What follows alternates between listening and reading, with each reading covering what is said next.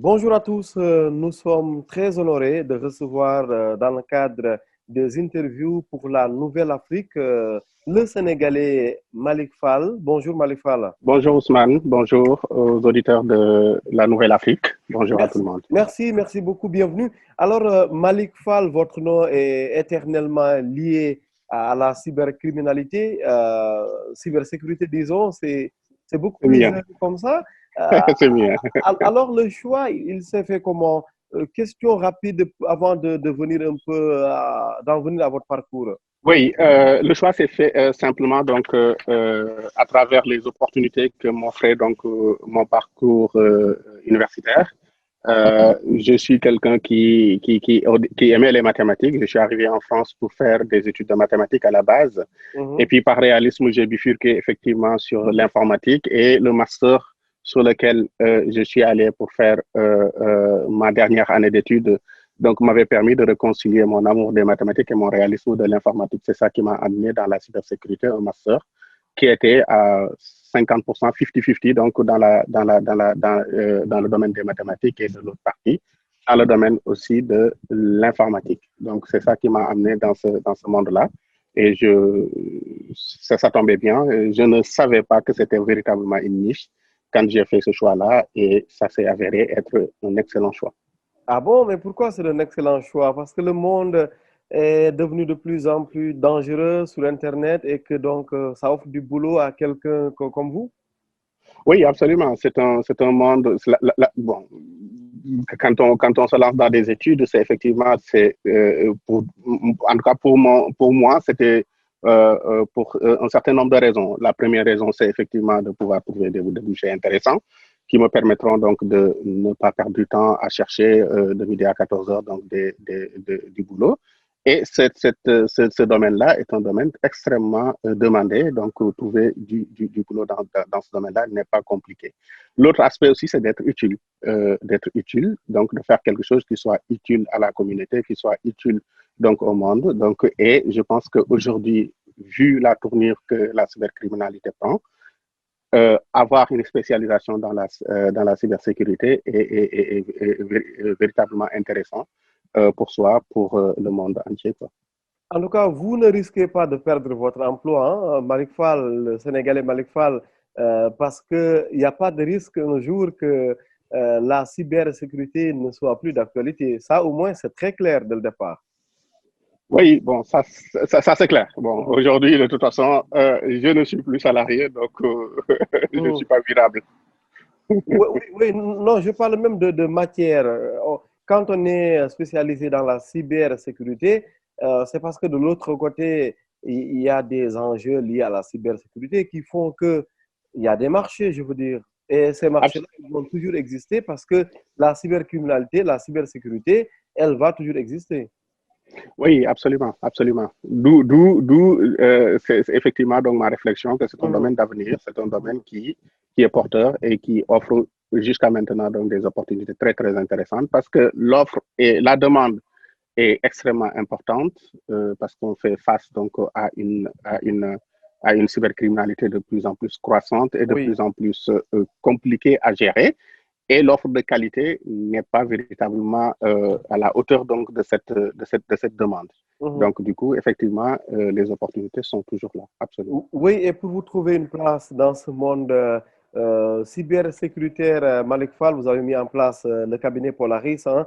On y reviendra dans quelques minutes. Polaris, aujourd'hui, qui vous permet de voyager à travers l'Afrique, hein, des voyages réguliers, notamment au Sénégal, dans d'autres pays africains. On va en reparler avec la nouvelle perspective offerte par l'école de cybersécurité à vocation régionale qui est basée à Dakar, régionale ou sous-régionale. J'aurai l'humilité de vérifier un peu plus tard. On salue le directeur, le commissaire Papa Gueye, au passage, que nous allons recevoir très bientôt dans nos émissions au Sénégal. Pour ce qui est du parcours académique et professionnel, très, très rapidement, on en a parlé, le choix un peu des mathématiques qui font que vous arrivez dans le monde de la cybersécurité. Alors, pourquoi les mathématiques très rapidement? Oui, parce que je pense que c'était des prédispositions que j'avais, Mhm, donc qui me permettraient, qui me permettaient effectivement d'être un peu plus à l'aise en mathématiques dans les domaines scientifiques que dans les domaines littéraires. Bien que je n'étais pas si mauvais donc, dans les domaines littéraires, j'ai été assez régulièrement donc, premier de ma classe donc, sur ces matières-là. Mais Wow. après, derrière les domaines scientifiques, et pour éviter aussi de te vexer, Oui, oui, Ousmane, oui. qui a un parcours purement littéraire, Très littéraire, oui. offrait plus d'opportunités et plus de possibilités. Donc, le choix est très vite fait, effectivement, de faire un baccalauréat S1 et puis derrière, de poursuivre dans ce domaine-là.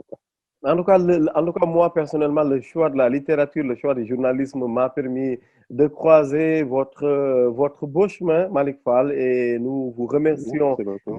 pour ça, pour cet échange régulier sur l'actualité en lien avec la cybersécurité dans le monde. Je poursuis un peu avec mon conducteur après la présentation, le parcours académique, le parcours professionnel. C'est important très rapidement, avant que vous ne deveniez indépendant, c'est arrivé à tout le monde.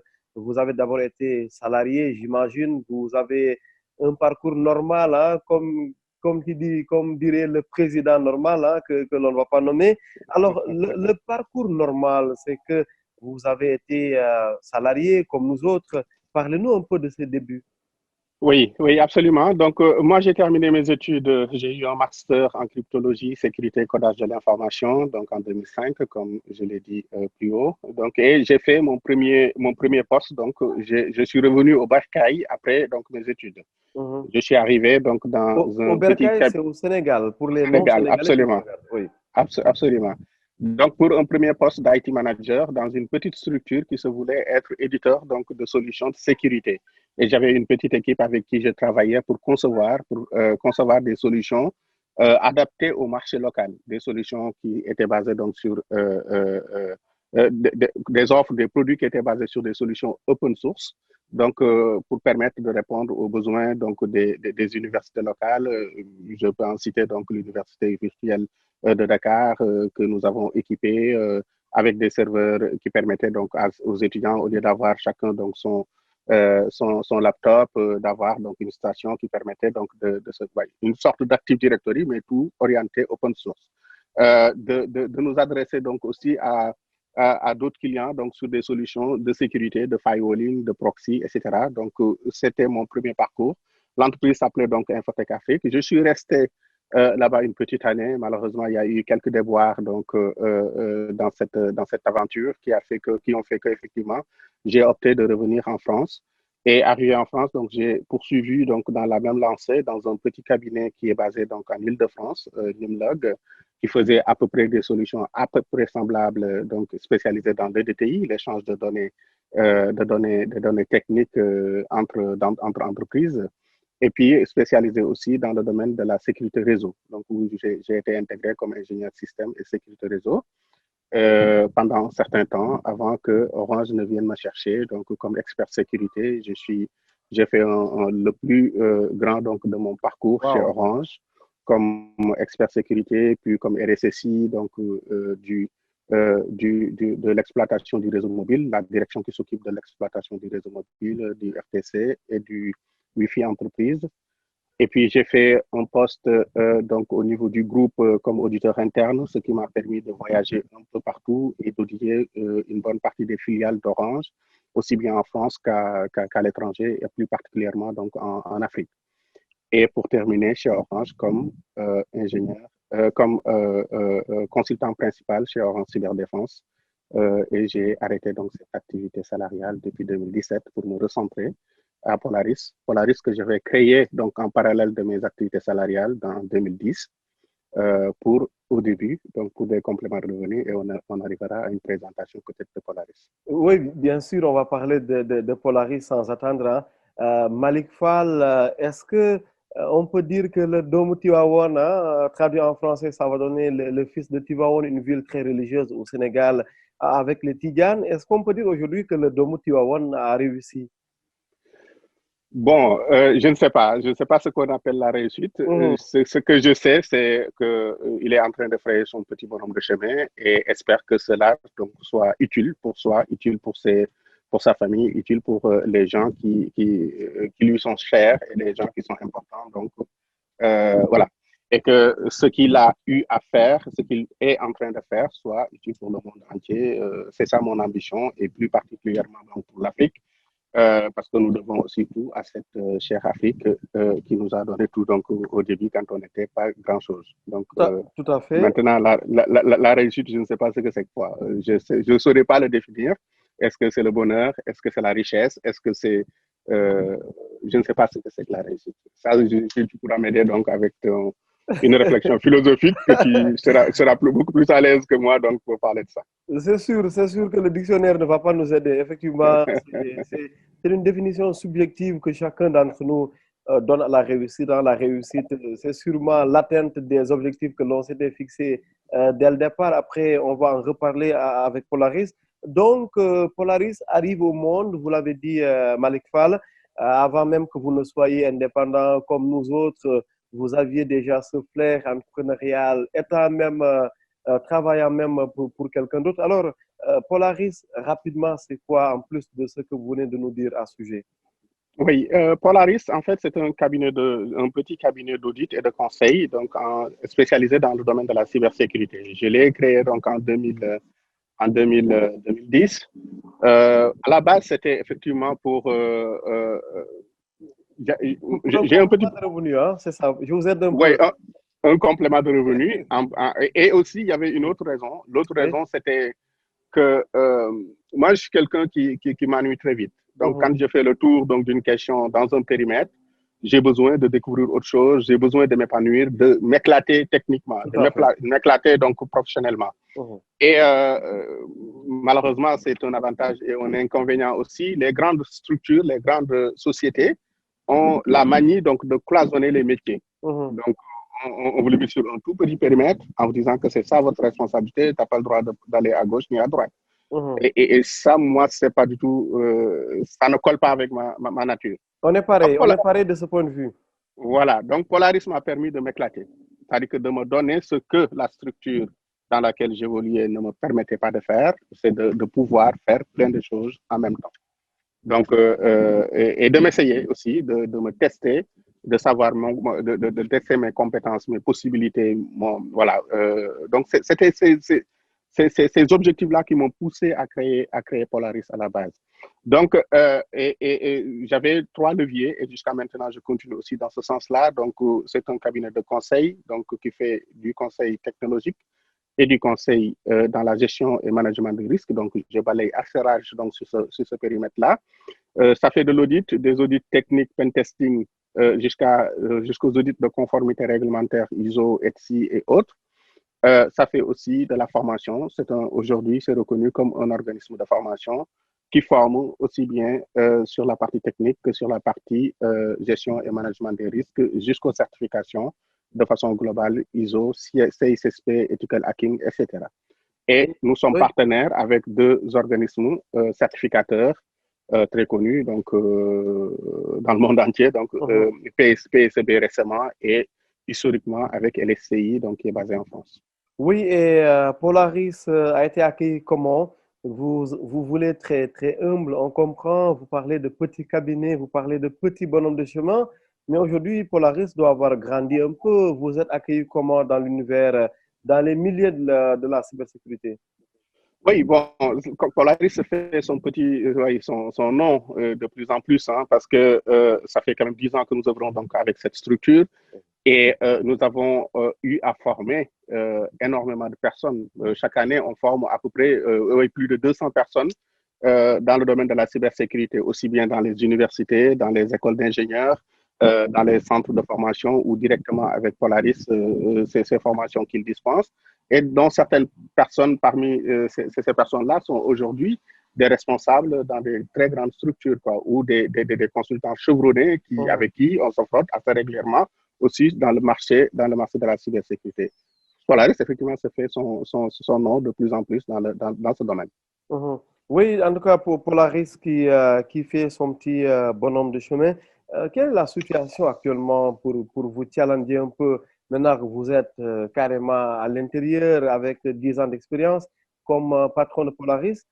Comment le monde se porte aujourd'hui, la face du monde, disons, impactée par la cybercriminalité? Bon, on est dans un monde sur ce domaine-là, le domaine de la cybersécurité, de la cybercriminalité de façon globale plutôt. Donc, on est dans un monde de moins en moins sûr sur ce plan-là. Parce que tout simplement, la cybercriminalité s'organise, les cybercriminels s'organisent et ont des moyens de plus en plus grandissants. Et Mais pour taquiner un peu, c'est ce monde pas sûr, dangereux qui justifie un peu votre activité, non? bien sûr, absolument, s'il n'y avait pas de cybercriminalité, peut-être qu'il n'y aurait pas de cybersécurité. Mais Oui, bon, oui, oui. ça c'est le monde des bisounours, quoi. Donc, on est Mhm, dans un monde où, effectivement, il y a ce volet-là qui est extrêmement présent mhm. dans la vie donc, des gens et parfois, on ne peut même pas soupçonner donc l'ampleur que la cybercriminalité peut avoir dans la vie des gens. Je donne juste un exemple qui parlera à beaucoup de gens. Lors des dernières Mhm, élections américaines, mhm. l'arrivée aujourd'hui de Trump qui Qui était inattendu, disons, arrivé inattendu, disons, je on est ne vais pas d'accord. l'insulter, mais qui est un véritable cancer pour le monde aujourd'hui, il faut le dire. Il faut appeler un chat par le chat. Donc, son arrivée donc, au pouvoir, c'est lié à des manipulations cybercriminelles assez importantes, quoi, pour la plupart aujourd'hui. Donc, on a entendu parler donc, de l'implication des Russes donc, pour manipuler l'orientation donc, des votes et manipuler donc, le secret des votes pour arriver donc à élire Trump. On a parlé donc d'un cabinet, un cabinet donc britannique qui a travaillé avec Facebook, manipulé donc des données et pouvoir orienter, influencer donc des personnes qui sont présentes donc sur Facebook pour les pousser à avoir des opinions et à avoir un vote. Oui, Ousmane. Oui, il y a eu également, on peut l'ajouter, je pense, à votre liste, les révélations de Wikileaks, dont on disait que c'était Exactement. pour affaiblir Hillary Clinton. Oui, absolument, absolument. Ces mails qu'il échangeait sur Oui, Yahoo, tout oui. cela. Donc, tous ces aspects-là, pour dire tout simplement que le monde, pendant 4 ans, a été tenu donc en tenaille,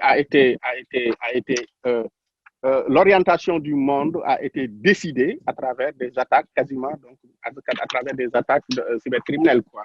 Donc, tout cela combiné ont fait que, effectivement, la candidate qui était naturellement la vainqueur attendue n'est pas passée, tout simplement. Et on est arrivé avec quelqu'un qui a chamboulé complètement l'orientation du monde, avec tous les équilibres qui ont été chamboulés, quoi. Donc, pour dire que la cybercriminalité, c'est pas quelque chose d'anodine, c'est important, il faudra prendre aussi au sérieux. Oui, et quelle stratégie maintenant que vous nous avez fait le diagnostic, un monde dangereux par endroits, dominé par les cybercriminels, des politiques appelés à se mettre à la page, hein, vous venez de nous donner l'exemple américain. Alors, quelle stratégie aujourd'hui face à cette situation?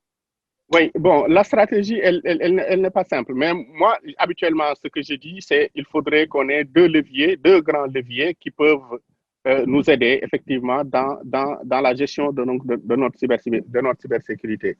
Deux grands leviers. Ces grands Oui. leviers-là, c'est pour les entreprises, c'est pour les États, c'est pour les continents qui s'organisent sous forme donc d'union, etc. Donc, les deux grands leviers, c'est l'anticipation, donc la prévention, faire de la prévention. La prévention, c'est quoi?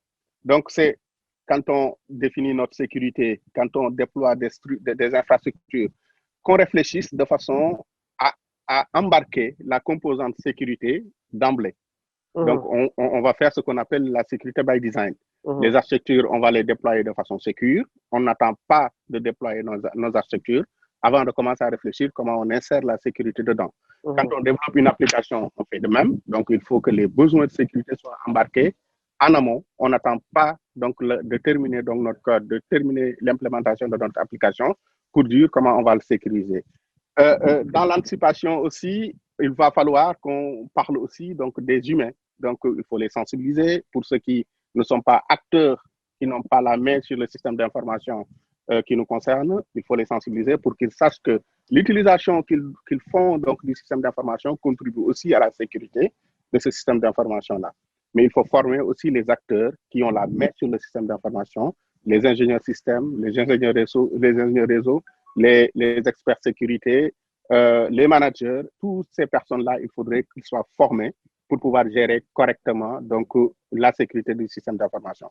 Donc, et ainsi de suite. Donc, la partie prévention est très, très large. Donc, il y a le volet technique, il y a le volet sensibilisation, il y a le volet organisationnel, le volet management. Donc, et la cohérence de tout cela, il faudrait avoir tout. Mais comme on dit habituellement, le risque zéro n'existe pas. Donc, malgré les efforts qu'on peut faire dans la partie anticipation, dans la partie prévention, on peut toujours avoir des risques qui surviennent parce qu'on n'a pas pu les anticiper dans notre analyse de risque, ou bien on les a anticipés, mais on n'a pas pu couvrir correctement donc, ces risques-là. Donc, ce qu'il faudrait faire pour pouvoir gérer cela, c'est la partie détection. D'accord? Donc, on a beau faire de l'anticipation, on peut avoir des risques, mais il faudrait qu'on s'arme faire de sorte que quand il y a un problème qu'on n'avait pas anticipé qui arrive sur notre système d'information, qu'on puisse le détecter et le traiter en temps et en heure pour éviter donc la propagation de ce risque-là. Oui, d'ailleurs, Malick Fall, la protection de ce qu'on appelle les infrastructures critiques, c'est tous ces grands acteurs qui concentrent quasiment toute l'importance vitale d'un pays. Naturellement, ces infrastructures-là, elles sont à mettre en priorité quand on parle de cybersécurité. Oui, absolument. Donc, il y a la partie qui concerne directement, effectivement, ceux qui mettent à disposition donc, ces infrastructures-là. On pense à Amazon, on passe à Google, on passe à Microsoft, effectivement. Ils doivent faire le nécessaire pour protéger leurs infrastructures. Mais ce n'est pas que eux qui sont les acteurs donc, de ces infra. Parce que eux, ils portent une infra, mais les données qui sont sur l'infra nous appartiennent. Nous, en tant qu'entreprise, nous, en tant que personne, nous, en tant que État, nous, en tant que continent, etc., etc. C'est à nous aussi de réfléchir, de mener la réflexion nécessaire pour savoir utiliser intelligemment donc, ces infrastructures-là, de sorte que nos données qu'on confie à ces géants-là, non seulement que ces géants ne puissent pas les utiliser comme bon leur semble, parce que ça peut arriver, effectivement, mais par ailleurs aussi qu'une tierce personne, qu'un hacker ne puisse pas non plus accéder donc à ces données-là de façon illégitime. Donc, il y a une partie qui est de la responsabilité de l'hébergeur, de ce géant-là qui met en place effectivement ces infrastructures, et il y a une partie qui est de la responsabilité aussi de ceux qui ont la propriété donc de ces données. J'ai rappelé tout à l'heure, Malick Fall, que vous intervenez régulièrement en Afrique. Hein. Vous êtes parti du Sénégal au sens large, mais même au sens, disons, très récent, hein, parce que vous venez de quitter Dakar, le Sénégal, où vous étiez en vacances, on va l'appeler comme ça. Alors, la cybersécurité en Afrique, on en est où aujourd'hui? Une grande question, effectivement. Donc, difficile aussi de trancher, de dire de façon absolue qu'on en est là, parce que tout le monde n'est pas au même niveau. Mais il y a énormément de choses qui sont à faire. Déjà, il faudrait que les entreprises, les États prennent en charge l'ampleur donc, et les impacts qui peuvent avoir donc, effectivement la cybercriminalité pour pouvoir le prendre sérieusement en main, quoi, donc cet aspect-là. Donc, la question de la formation, la question de la sensibilisation des dirigeants, des acteurs clés donc, dans ce domaine-là, on y revient encore, est essentiel. Donc, effectivement, je pense qu'on a plusieurs enjeux aujourd'hui que l'Afrique a donc, dans le domaine de la cybersécurité. C'est le défi de relever le défi des compétences et de la formation. Donc, que les acteurs, les décideurs, ceux qui doivent avoir des compétences pour pouvoir manœuvrer, builder, mettre en œuvre et suivre donc la sécurité du système d'information soient suffisamment formés. Ceux qui doivent prendre les décisions sans pour autant avoir les mains dans les manettes, donc qu'ils soient sensibilisés pour qu'ils sachent que la composante de sécurité est essentielle et vitale pour nos infrastructures, pour nos applications, pour nos pays, etc.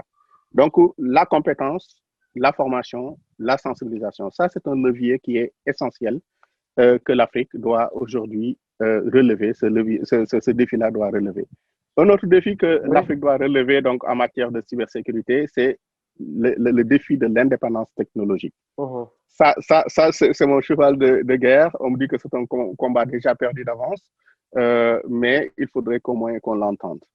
on ne peut pas faire de la sécurité en étant complètement dépendant De donc l'extérieur. de l'extérieur de façon absolue et voilà, de façon totale, quoi. Donc, à un moment donné, il va falloir qu'on ait un maillon de la chaîne que nous-mêmes nous maîtrisons parce que nous avons la technologie chez nous. Et cette technologie-là, c'est pas impossible, hein. Je vous ai dit que moi, j'ai commencé à travailler dans les solutions open source. C'était de petites structures qui travaillaient dans cela et qui mettaient en place des solutions de firewalling, des solutions de proxy, etc. Toutes les grandes marques que vous voyez aujourd'hui quasiment s'appuient sur ces produits-là avec une couche, tout simplement qu'ils ont mis pour pouvoir donner un label et puis derrière autre chose. Voilà, donc pourquoi aujourd'hui, dans nos pays, des structures ne se mettraient pas en place pour développer fortement donc cette affaire, ou alors que des États se mettent ensemble pour pouvoir développer des solutions purement africaines pour pouvoir contribuer donc à l'autonomisation et à l'indépendance technologique. Le troisième axe, le troisième défi que je pense qui est important à relever aussi par l'Afrique en matière de cybersécurité, c'est le défi donc de la coopération et le défi juridique et de la coopération. Je vais mettre les deux ensemble. Oui. Parce que généralement, ce qu'on a habituellement, donc une attaque quand elle a lieu, souvent l'attaque, le hacker est dans un pays. Voilà, pour ne pas stigmatiser personne, l'attaquant donc est au Sénégal par exemple, qui attaque une personne qui est au Nigeria. Souvent c'est dans l'autre sens que ça se passe. Et l'infrastructure qui est utilisée pour faire l'attaque et en France et aux États-Unis et en Côte d'Ivoire. Donc, s'il n'y a pas donc effectivement une coopération entre ces différents États qui sont impliqués, ces trois États qui sont impliqués pour pouvoir tracer correctement, remonter ce qui va bien pour pouvoir faire face donc à ce type d'attaque, rien ne fonctionne. Le Sénégal seul ne pourra pas faire, le Nigeria seul ne pourra pas faire, sauf s'il y a une coordination entre les deux. Celui qui subit peut identifier donc les victimes. Celui qui celui qui a l'infrastructure peut identifier la source de l'attaque et celui qui a donc le hacker peut investiguer pour pouvoir traiter le problème. Oui, Ousmane. Oui, d'ailleurs, Malik, je vous parlais tout à l'heure du commissaire Papa Gueye qui dirige actuellement l'école de cybersécurité à vocation régionale de Dakar. Effectivement, il y a quelque temps, il nous disait même dans une émission au Sénégal qu'il arrive régulièrement que la police veuille mettre la main sur des preuves, mais que ces preuves soient hébergées ailleurs. Et dans ce cas, qu'est-ce qu'il faut faire? Il faut naturellement une coopération dans la mesure où il n'y a pas souvent, disons, on n'a pas les mêmes lois souvent dans les pays, ce qui nous amène à la formation. On a parlé de l'école de cybersécurité de Dakar. Est-ce qu'il y a déjà des contacts avec l'établissement en question? À titre personnel, non. J'aimerais bien, effectivement, que le peu d'expérience que j'ai en matière de formation, en matière d'expertise technique que j'ai aussi, que je l'apporte effectivement à cette école. Oui. Jusqu'à maintenant, je continue à travailler donc en parallèle. J'organise régulièrement des séminaires, des formations donc au Sénégal, dans les pays donc de la sous-région, en Côte d'Ivoire, en Guinée, etc. Donc, je continue à travailler. Et je ne désespère pas qu'un jour qu'on puisse être en contact et pouvoir travailler ensemble donc dans ce sens-là. En tout cas, ce serait un honneur pour moi de pouvoir contribuer à la formation de nos élites. Je le fais déjà en France dans beaucoup de grandes structures et d'écoles d'ingénieurs, de Télécom Paris, DEC, INSA Lyon, etc. Bon, ça, c'est la partie purement universitaire et école d'ingénieurs, mais je le fais aussi dans des organismes de formation ou à titre personnel où je suis amené régulièrement à former des personnes qui me viennent des grandes structures de la France, du CAC 40 de façon générale. Donc, ne pas faire bénéficier donc cette expérience-là et cette expertise-là à mon pays d'origine, ça, ce serait, voilà. En tout cas, ce serait un honneur pour moi de pouvoir le faire.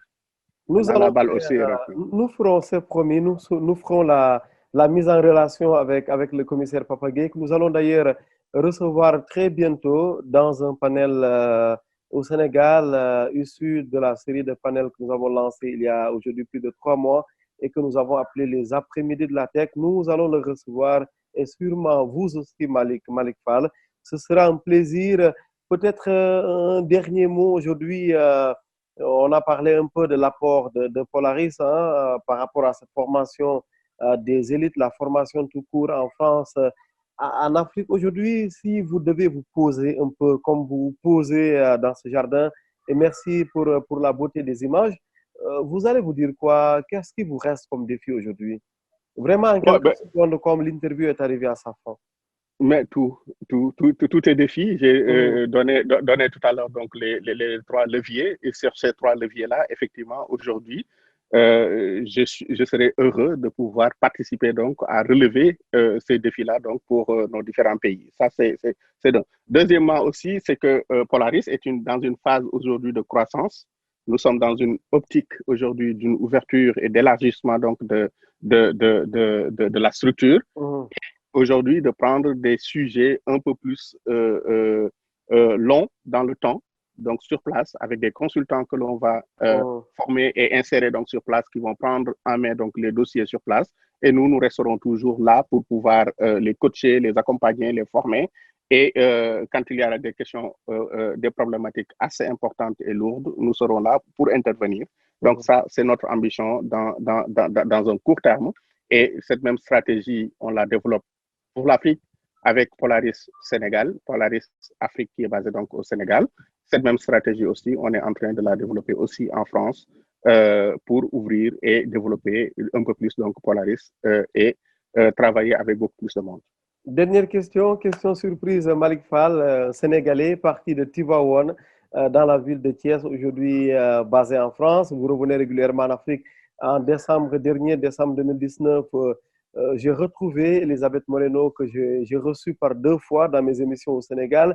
J'ai retrouvé Elisabeth Moreno en même temps que vous, aux côtés de Mohamedou Diallo à la Maison de la Radio à Paris. Elisabeth Moreno, ministre aujourd'hui en charge de l'égalité femmes-hommes dans le gouvernement d'Emmanuel Macron. Vous voyez venir ma question. Malik Fall, et là je taquine vraiment, Malik Fall, ministre dans un gouvernement de Marine Le Pen aussi en France. Marine Le Ça peut Pen, oui, arriver? oui, c'est ça. Avec Marine Le Pen, ça risque d'arriver, ça c'est clair. Non, plus sérieusement, on ne peut pas être Mmh. partout en même Mmh. temps. Donc, il y en a qui ont ce talent. Mmh. C'est le cas de Moreno, effectivement, une dame que j'ai découverte il Mmh. y a quelques années, donc Mmh. à l'espace Diapo, Mmh. qui est formidable et qui a beaucoup de talent. Moi, je suis un passionné de politique. Mmh. Beaucoup de gens ne le savent pas. Mmh. Je suis l'actualité politique très fortement et Ah. souvent j'ai un jugement Mmh. qui est assez pertinent donc en matière de politique. Mais je ne Mmh. pense pas que ce soit dans mes rêves Mmh. aujourd'hui de devenir ministre un jour Mmh. ou de me lancer véritablement dans le domaine politique. Chacun son terrain. Oui. Je vais essayer donc de développer donc ce terrain-là qui est extrêmement vaste Mmh. et Et qui qui ne il y manque a pas de énormément. défis. Et qui ne manque pas de défis Exactement. d'ailleurs. Exactement. Donc maintenant, à travers des passerelles peuvent exister. Oui. Donc à travers la cybersécurité, effectivement, on peut arriver donc à intervenir d'une façon ou d'une autre en tant que conseiller, en tant que ministre de machin, etc. Mais toujours, moi, je veux ce qui m'importe et ce qui est important pour moi, ce qui est mon défi aujourd'hui, c'est la sécurité et point d'autre, rien d'autre. C'est, Maintenant, c'est- si la sécurité oui. m'amène à travailler dans un gouvernement, sûrement pas avec Marine Le Pen, ni avec peut-être les décideurs actuels, mais peut-être au Sénégal ou ailleurs, je ne sais pas, pourquoi pas, mais c'est cela toujours dans ce domaine. Merci, merci beaucoup à Malik Fall. Les journalistes ont ce don d'avoir des archives. J'ai ressorti l'autre jour l'archive d'Elisabeth Moreno où elle me jurait qu'elle ne serait jamais dans un gouvernement, ni ailleurs, ni au Cap-Vert, son pays d'origine. Donc, je C'est ne pourquoi j'ai été Malik prudent. J'ai Fall. été très prudent. Donc, je ne dirai rien, Malik Fall. Je garde précieusement cette belle vidéo que nous avons faite avec toi. Merci infiniment. C'était vraiment un plaisir de vous recevoir dans le cadre de notre collaboration avec, bien sûr, la Nouvelle Afrique. Nous remercions Ruby Casby de l'autre côté, qui est d'ailleurs plus près de vous que de moi, puisqu'il est actuellement en France. Ruby Casby, avec qui nous décryptons des questions essentielles et vitales concernant l'Afrique. Ça a fait un énorme plaisir et merci infiniment à vous, Malik Fall, pour cet échange régulier, je l'ai dit en début d'interview, cet échange régulier avec vous sur les problématiques qui touchent l'Afrique. Vous êtes dans un si loin, si proche. si loin de l'Afrique, à plus de 3000 kilomètres du Sénégal, mais si près finalement parce que vous revenez régulièrement en Afrique, parce que bien sûr, tout ce que vous faites regarde l'Afrique au quotidien. Merci infiniment. Et puis, rendez-vous, on va se dire à très bientôt dans la série de panels, n'est-ce pas? D'accord. Merci beaucoup. Merci Ousmane. Ce fut un plaisir et à très bientôt. Merci À beaucoup. très Merci à tout le bientôt. monde. À Merci très beaucoup. Au bientôt. revoir. Merci, Malik Fall. Merci. Au revoir. Au revoir.